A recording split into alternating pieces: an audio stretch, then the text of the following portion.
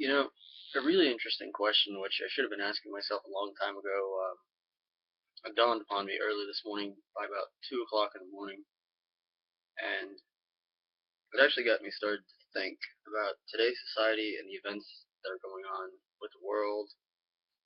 I mean, it's kind of weird how everything changes and yet stays the same.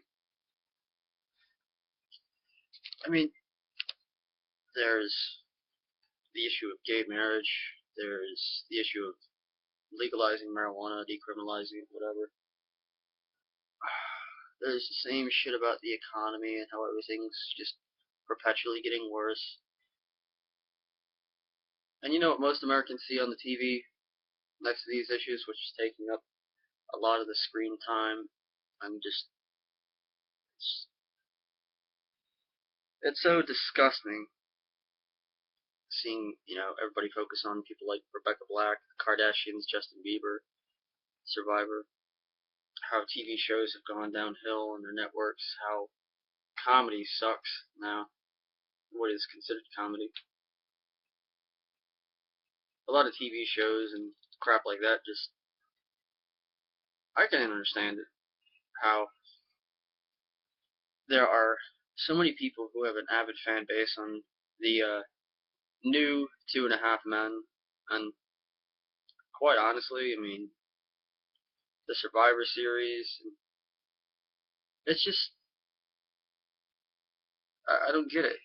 Everything's just kind of gone stale, and maybe they've just run out of ideas, or maybe they're running on the basis of the South Park ball idea, where you have a walrus or a seal or something jump in a fucking ball pit, and then they select 3 select balls from the ball pit or something like that, where they have ideas on them, but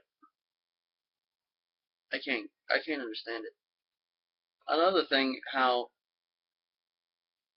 everything is just becoming more and more mainstream and more accepted and played out. I mean, I don't know anybody who likes the Big Bang Theory, but I really don't find it all that funny. I think it's actually kind of stale. It's it just seems kind of awkward because you're taking people who aren't funny, giving them roles which are completely unnatural to them, and it's just it's I don't know. I just can't watch it. I don't find it funny. While there are still some YouTube channels that I look at that I think are still kind of funny, like the Angry Video Game Nerd, Nostalgia Critic, and then there's the WatchMojo.com and things like that that are pretty cool. It just seems that as things become more and more popular and mainstream, the more they suck. Seriously. I mean, like, I remember as a kid, I dated somebody whose sole obsession was Inuyasha, Naruto, and stupid animes like that, and I can't comprehend it. It's so fucking retarded. It just seems to me like the real, the real ideas that are completely underrated, and the ones that lose their budgets and everything, the ones that pretty much go under after a while, they're the best ones. They're the most memorable ones. I mean, if you really look back in movies and music history, some of the best music was created not because they had a great budget, but because quite the opposite. Classics like The Terminator, RoboCop, they had low budgets and they had extremely well-made ideas and franchises. But yet, after a certain time, when they've achieved that godlike status where it's all the fucking rage, it goes stale. It sucks. I mean, I'm reading on some of these forums where they're trying to make like sequels to movies that have been since played out. Where, like, I give you an example, like Jurassic Park 4. In my mind, that's gonna suck. It's gonna suck. And then, of course, they're already talking about another Terminator movie. And Yeah. Don't get me wrong, I thought Terminator Salvation was a vast improvement over Terminator 3 because I thought Terminator 3 was literally dog shit. Yeah. It was fucking stupid to watch. No, if you want a Terminator 3 that's actually good, like up to the first two movies, I recommend Terminator Sarah Connor Chronicles, but that's just my opinion. But it's just like, as I see these TV shows, I can't help but think, where have the times gone? I'm 24 years old and I remember some of the greatest fucking movies and TV shows, not because I was younger, but because these were they were well executed ideas of good things. They were well made. They were well thought. Especially cartoons. That's another thing. The cartoons nowadays. What's the fucking deal with them? I mean, Johnny Test and all this other crap that I see like on the TV. All these stupid cartoons. All these spin-offs of crap like Yu-Gi-Oh and shit like that. It's just like. How long has Pokemon been on the air for? My point is accurate. I remember going to elementary school. Seriously, the idea's played out. Nobody fucking plays the card game anymore. Anybody that fucking does needs to fucking seriously play something else. Play something else. I mean, expose yourself to different elements. I can't understand it. I really can't. I mean, sure, you could argue the point with me. Okay, well, Seth, what about TV series like, how about The Simpsons, or even, I don't know, Jack, what do you have to say? Give me an idea. Anything at all. I just want to comment real quickly on The Simpsons. I already made it clear on my YouTube channel I'm a big fan of the show, and even I admit around probably season 10, maybe 11 is when it started, not being as good. But even now, I see some things here and there that make me laugh. I mean, it's not like flat out, stale. Now, stale would be looking at like South Park. I used to think it was good up till season 9, and then that's where it like. I guess it's the changing of the times where the idea gets so played out and run into everyone's head that it's like, okay, we get it. We don't give a shit anymore. We need something new. We need something fresh. Well, one of the ones I really want to talk about is actually a lot of the first-person shooter games. Like, I remember back when playing Duke Nukem, where not only the level size make you actually think about what can possibly come around the corner and kill you, but also you can actually interact with your environment. And Duke 3D's case, you can actually blow holes in the areas you otherwise would not think of. And what do you get in most modern shooters? Oh, just shoot them! Shoot them! I have to admit, when Duke Nukem Forever came out 2 years ago, was it? Yeah, about that. I have to be quite honest. I felt, in my mind, the first thought that came to mind after playing it and experiencing it, I spent $30 for this. And yet, there are certain game series out there like the Fallout franchise, and let's see here, there's Gary's Mod, Half-Life 2, shit like that.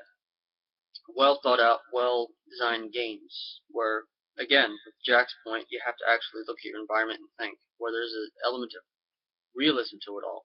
But yet, with like the Halo franchises and shit like that, it's just, what the fuck, I mean, it's like another thing I really miss about first-person shooters that they had back then that they do not have now is, sure, you have multiplayer, but what I like about the classic multiplayer is it was shorter range, so basically you can kill it often. And I know a lot of people are going to bring up counter-strike to this argument. I recommend you do not, because that is not fair to bring this argument. No, what I'm talking about is this.